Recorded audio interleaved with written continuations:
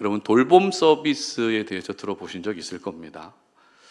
아이들을 양육하는 데 들어가는 시간적, 경제적 부담을 조금이라도 덜어드리기 위해서 나라에서 무상으로 제공하는 서비스인데요.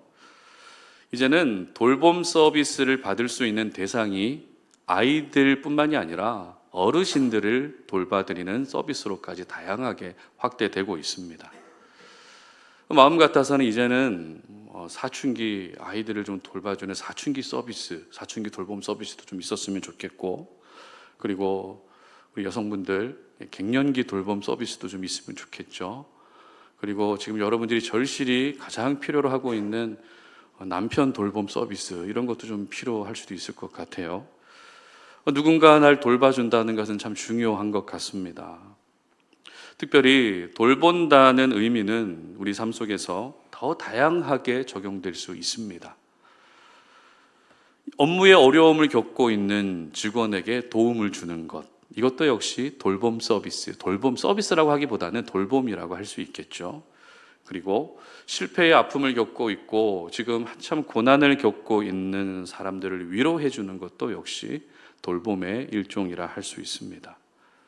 따라서 누군가로부터 돌봄을 받는다는 것은 참 좋은 것 같습니다. 돌봄을 받게 되면 안정감을 누릴 수도 있습니다. 돌봄을 받게 되면 필요한 부분을 공급받을 수도 있습니다.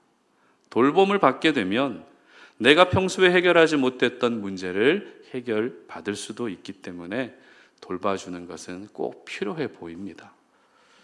오늘 본문이 바로 우리를 항상 돌보아 주시는 분이 하나님이시라는 것을 잘 보여주고 있는 말씀입니다.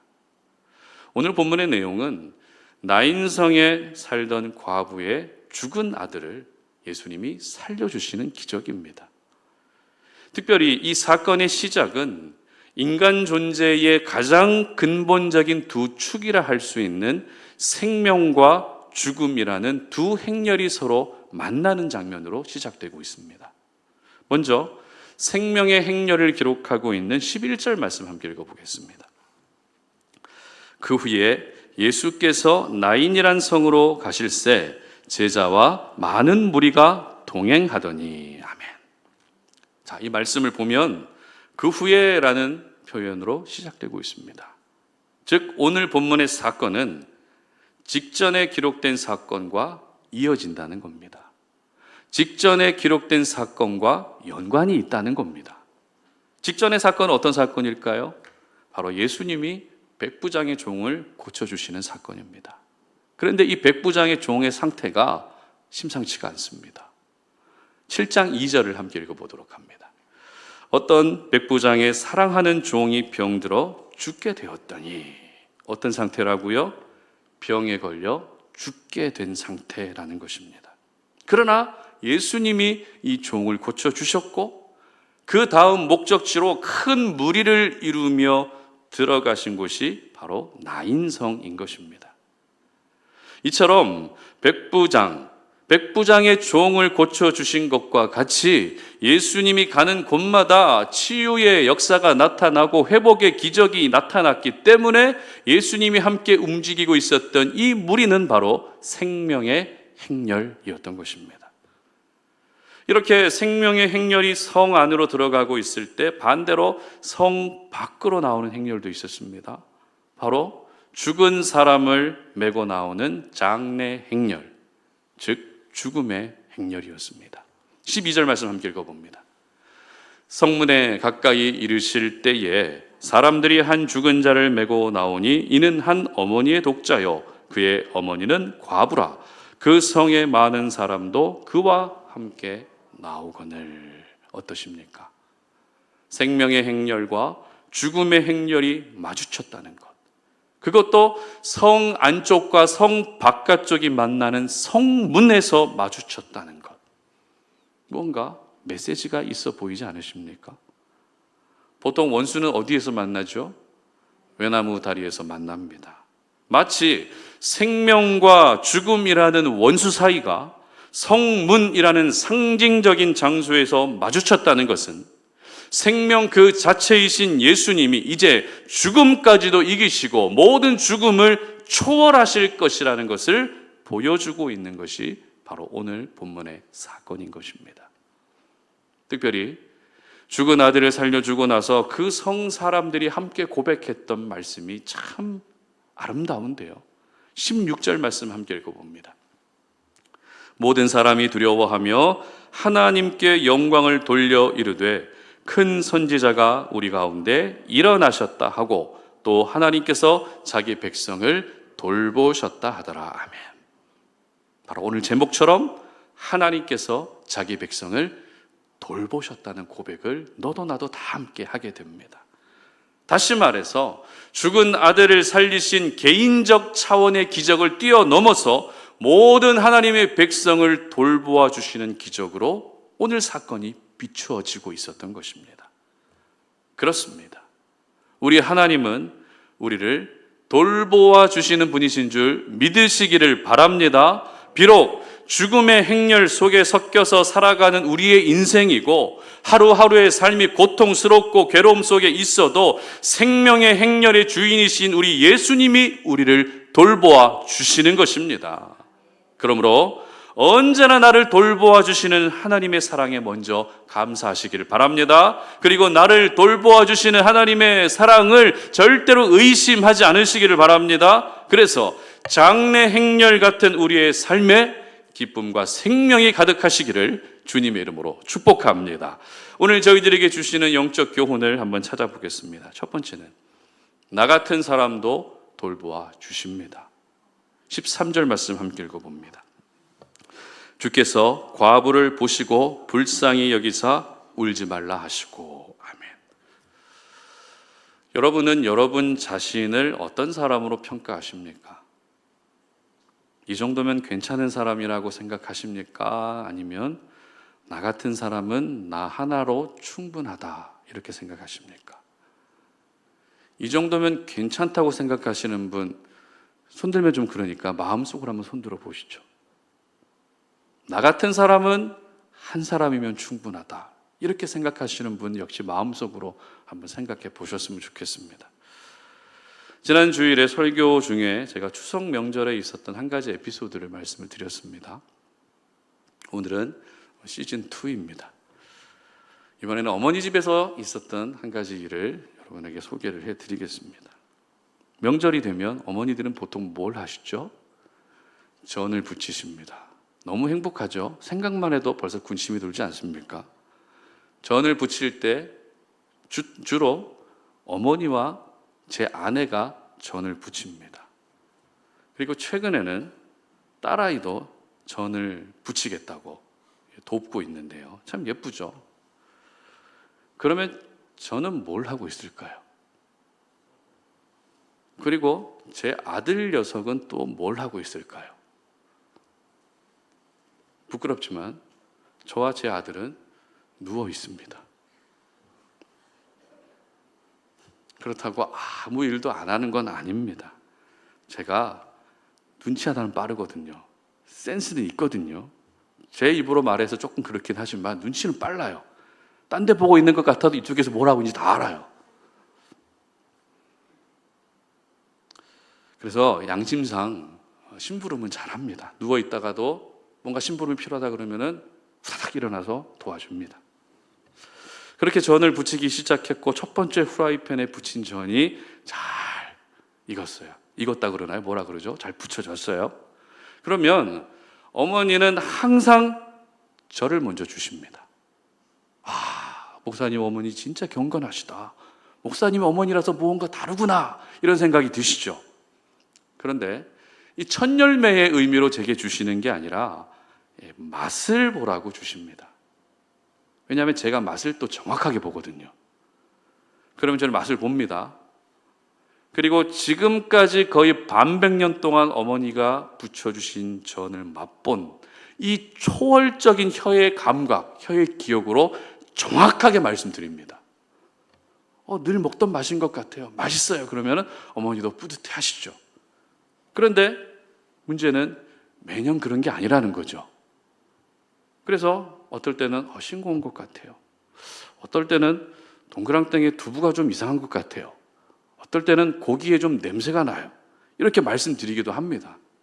솔직하죠? 그러면 여지없이 어머니도 안 그래도 반죽하면서 뭔가 좀 맛이 좀 이상하고 이런 이야기를 하세요. 정확하다고, 정말 귀신 같다고 저를 막 칭찬해 주십니다. 그럼 옆에서 제 아내는 뭐라 그럴까요? 도대체 왜 그러냐고 그러는 거죠. 주는 대로 먹지.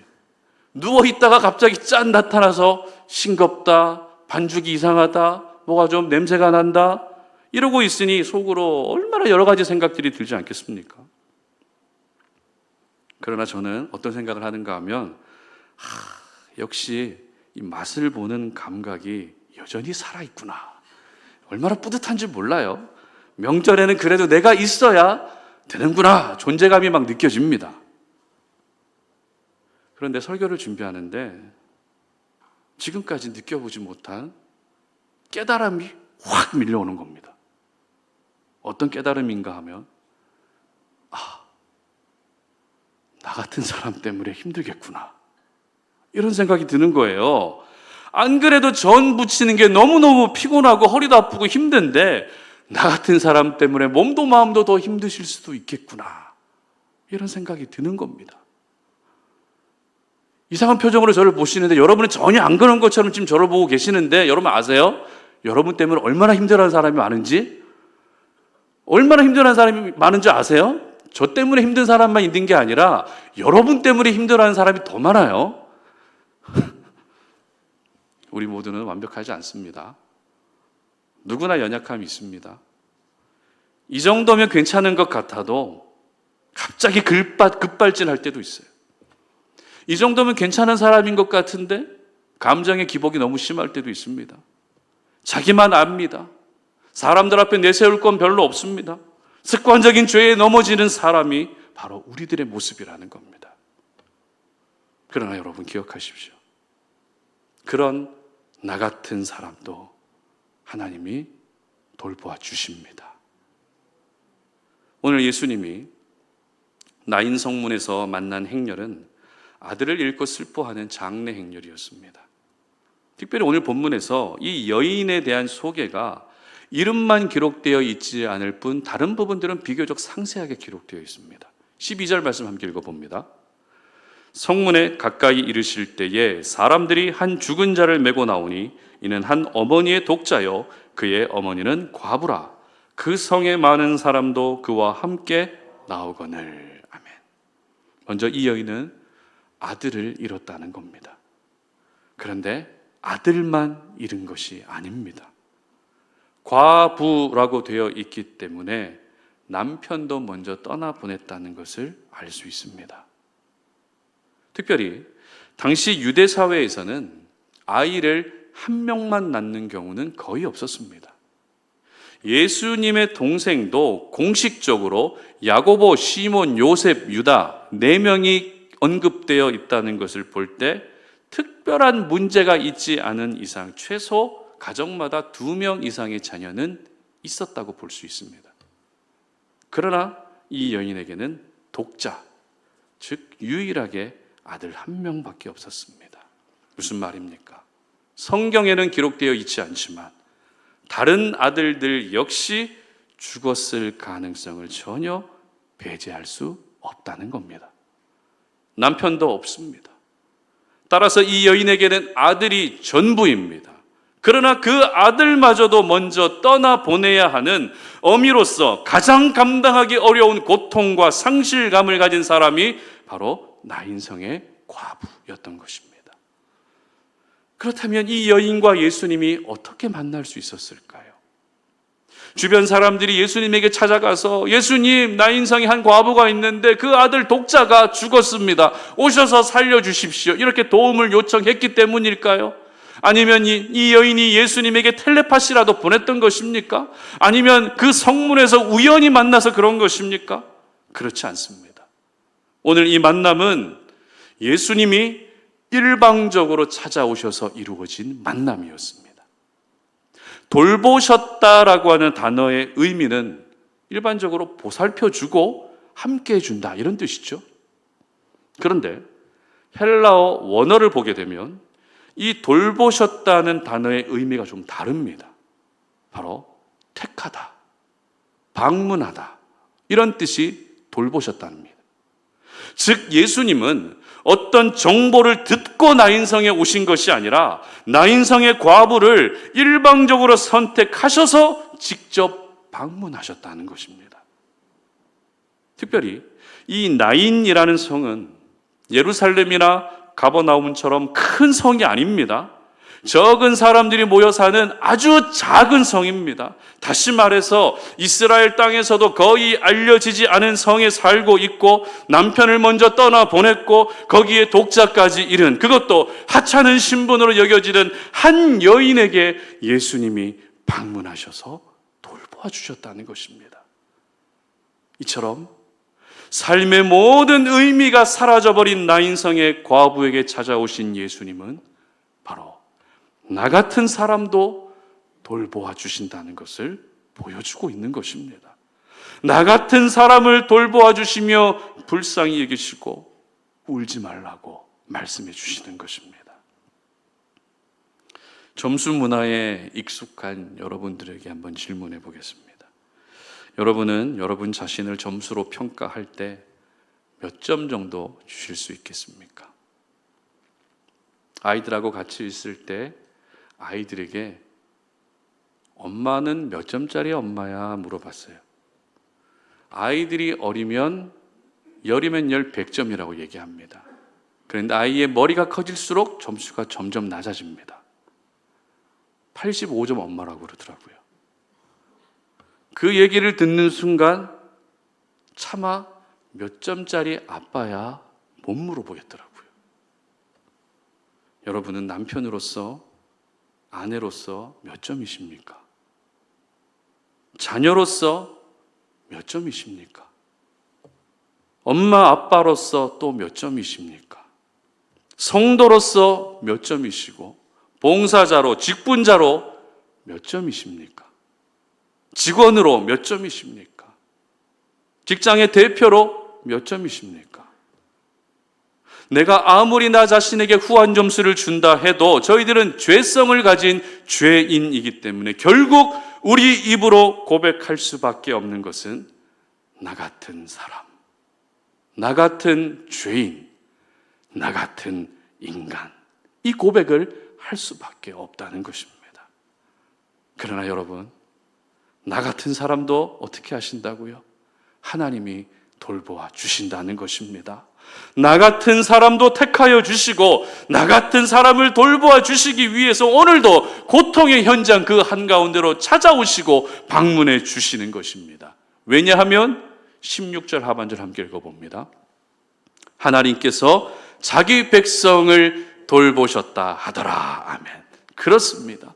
나 같은 사람도 하나님의 백성이기 때문입니다. 나 같은 사람도 하나님의 자녀이기 때문입니다. 그러므로 내가 이것밖에 안 되고 내가 이런 사람밖에 안 된다는 자괴감에 사로잡혀 있지 마시고 내가 이것밖에 안 되기 때문에 내가 이런 사람이기 때문에 오히려 하나님이 오늘도 나를 돌보아 주신다는 사실을 기억하시기를 바랍니다. 그래서 나 같은 사람도 구원해 주신 것처럼 나 같은 사람도 계속해서 지켜주실 것이고 나 같은 사람도 끝까지 보호해 주시고 돌보아 주시는 은혜가 저와 여러분의 삶 가운데 가득하시기를 주님의 이름으로 축복합니다.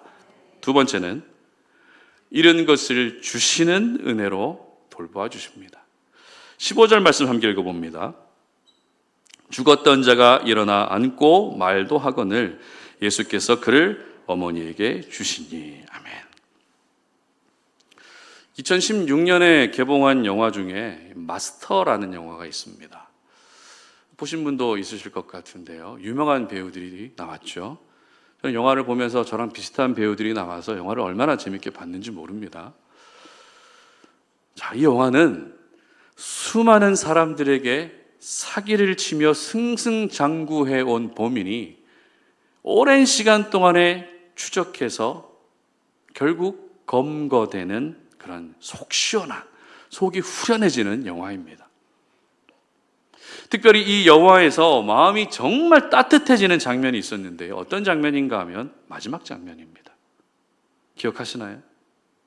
범인이 검거되고 나서 지금까지 사기를 당한 많은 피해자들의 통장에 피해를 본 돈이 그대로 입금되면서 영화가 끝이 납니다.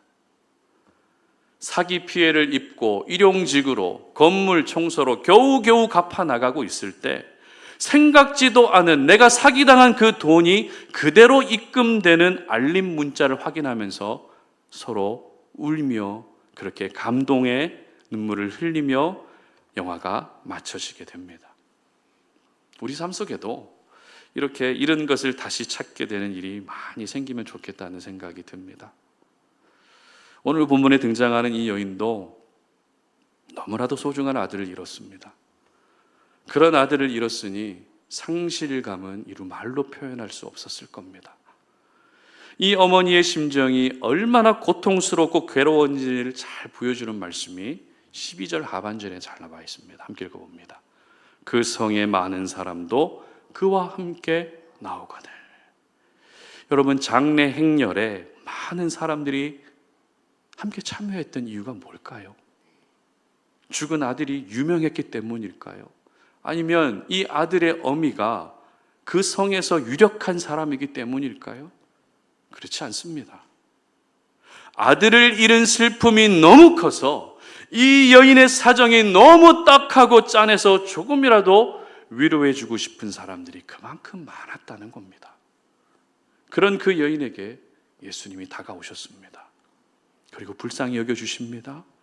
그리고 울지 말라, 이 짧은 한마디를 하십니다. 울고 있는 그 어미에게 울지 마라, 울지 마라. 아들을 잃고 울고 있는 여인을 보면서 예수님 역시도 가장 먼저 할 수밖에 없었던 말이 울지 말라, 이 말일 정도로 너무나도 불쌍하고 너무나도 안타까움 가운데 있었던 여인이라는 겁니다. 그런데 예수님의 위로는 울지 말라는 말 한마디로 끝나지 않았습니다. 관에 손을 대십니다. 그리고 청년아 일어나라, 청년아 일어나라 명하시고 죽은 사람이 살아나는 기적을 통해 또 한 번 위로해 주십니다.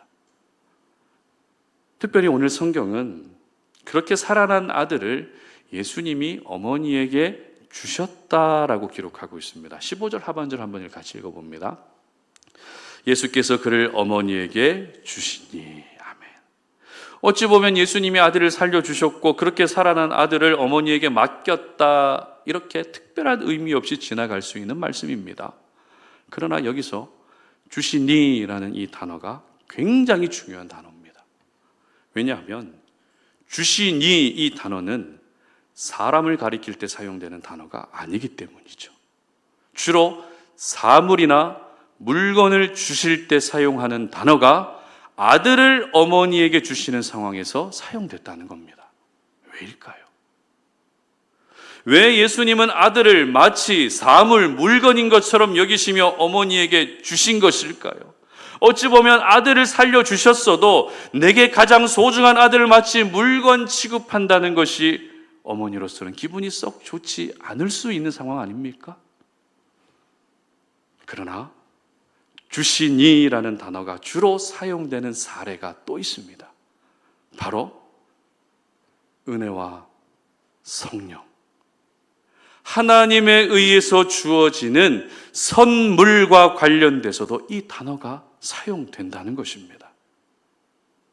그러니까 예수님이 아들을 어머니에게 주실 때 아들을 죽음에서 살려주신 것은 하나님의 은혜라는 겁니다.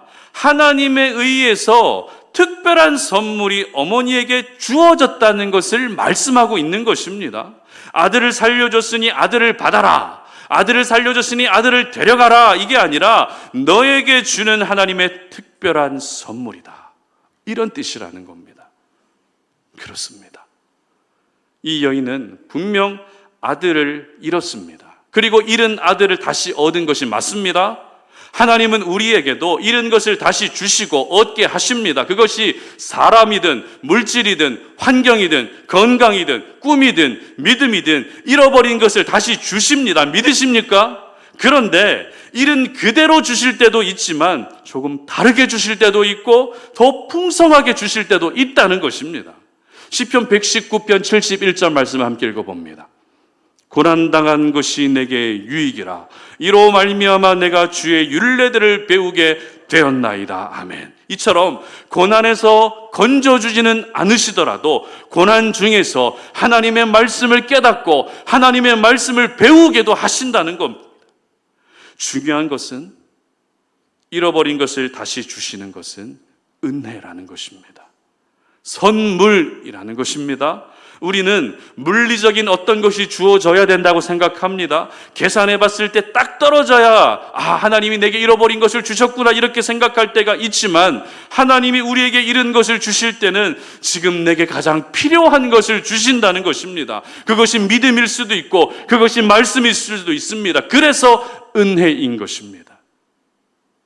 여인의 관점으로 보면 잃은 아들을 다시 얻게 된 것이 가장 의미가 있겠지만, 예수님의 관점으로 보게 되면 은혜를 받게 된 것이 가장 의미가 있기 때문에 예수께서 아들을 어머니에게 주셨다, 이렇게 성경이 기록하고 있는 것입니다.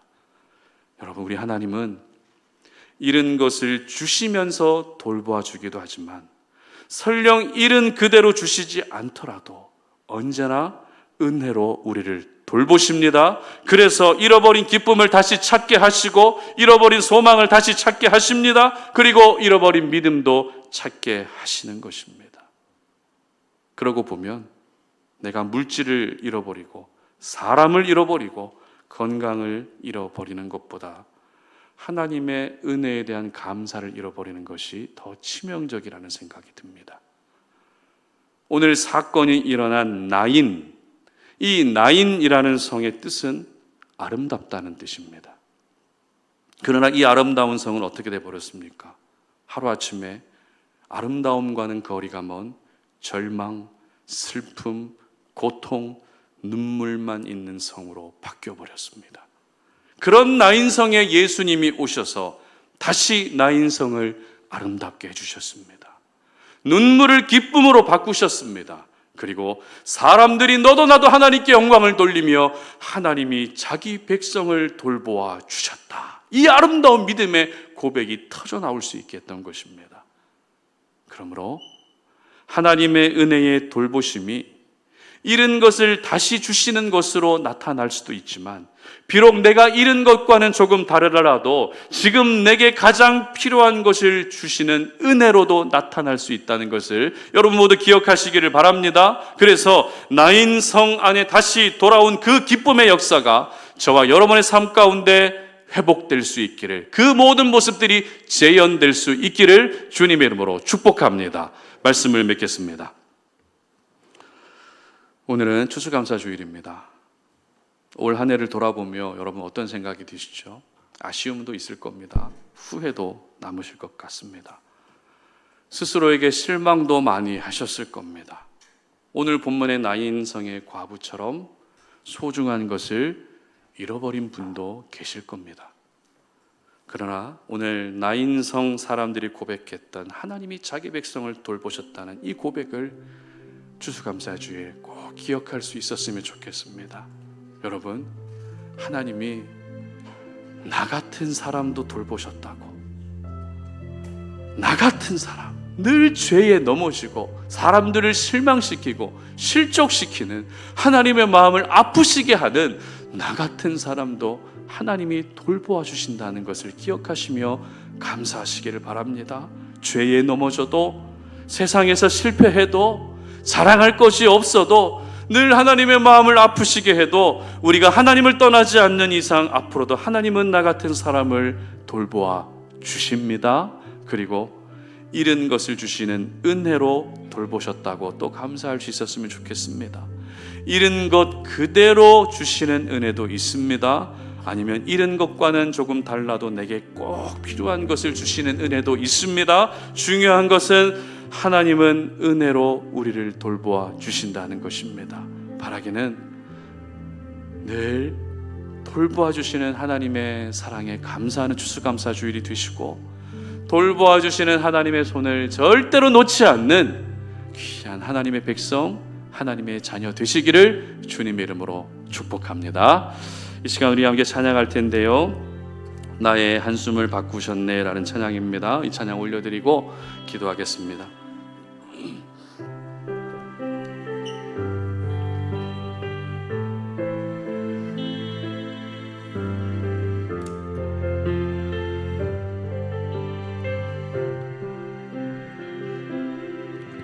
고달픈 삶의 은혜도 무뎌지고 곧 사라질 것에 내 맘 두네. 헛되고 헛된 것들을 바라보며 그 은혜를 놓치며 살았네.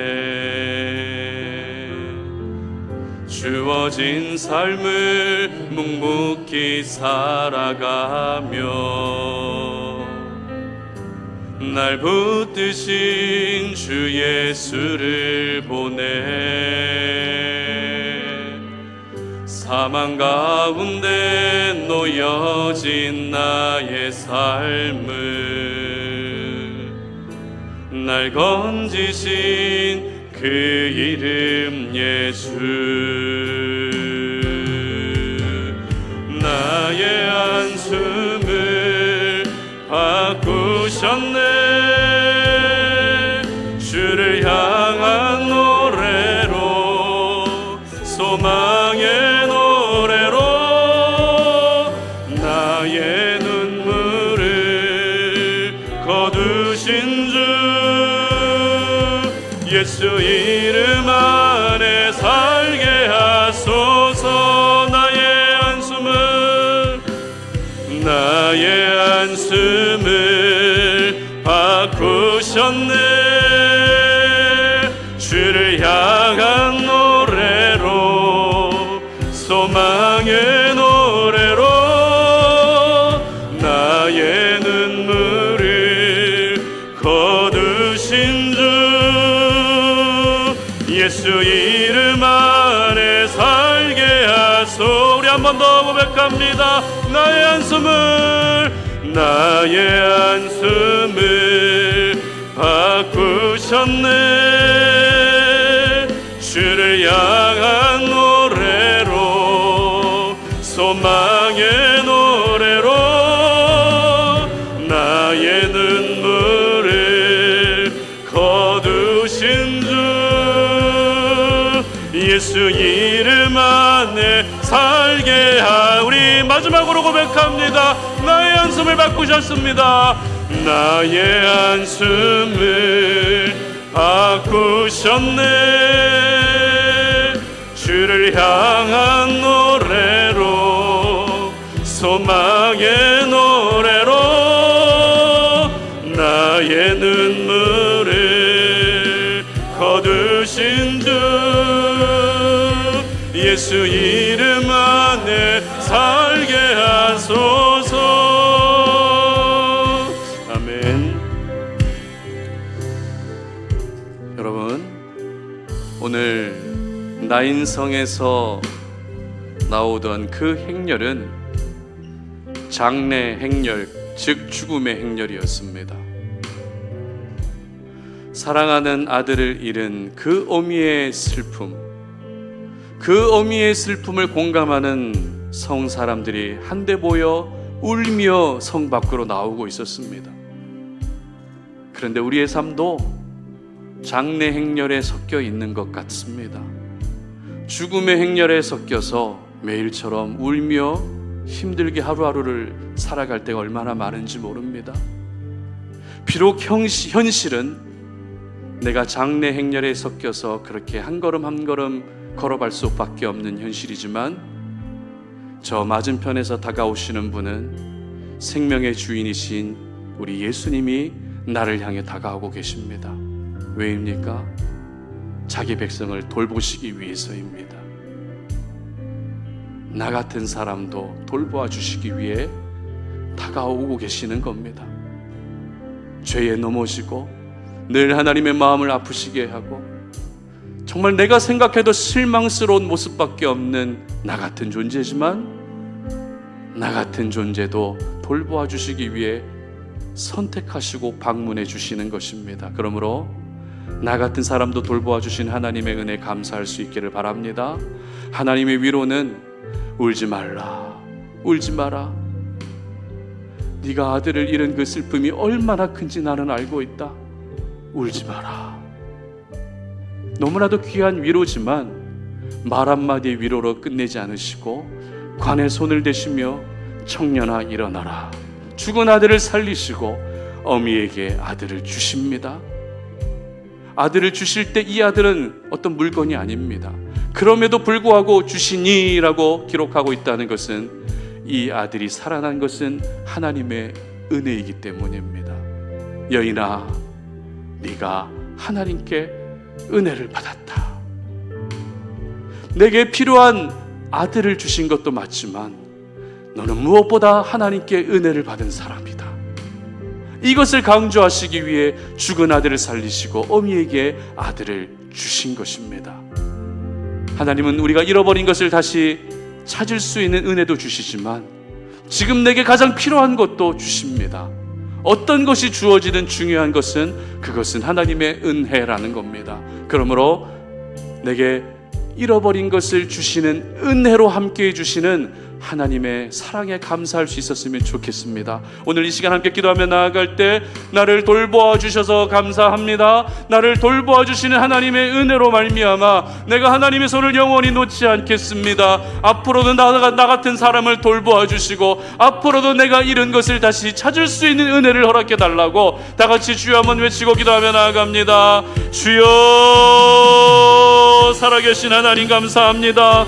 하나님, 오늘 이 시간에 우리가 하나님의 거룩한 말씀 앞에 나 같은 사람도 돌보아 주시는 하나님의 은혜에 감사를 드립니다. 오늘 추수감사주의를 맞아서 하나님, 나 같은 사람도 돌보아 주시고 내가 잃어버린 것을 다시 찾게 하시고 내게 필요한 것을 주시는 은혜로 함께 하시는 하나님의 사랑에 감사합니다. 하나님, 오늘 이 시간 우리 사랑하는 송탄 어린이 지체들이 돌보아 주시는 하나님의 은혜에 감사하며 그렇게 추수감사주의를 보낼 수 있도록 도와주시기를 원합니다. 다른 사람들은 나를 돌보아 주지 못한다 할지라도 하나님은 나를 돌보아 주십니다.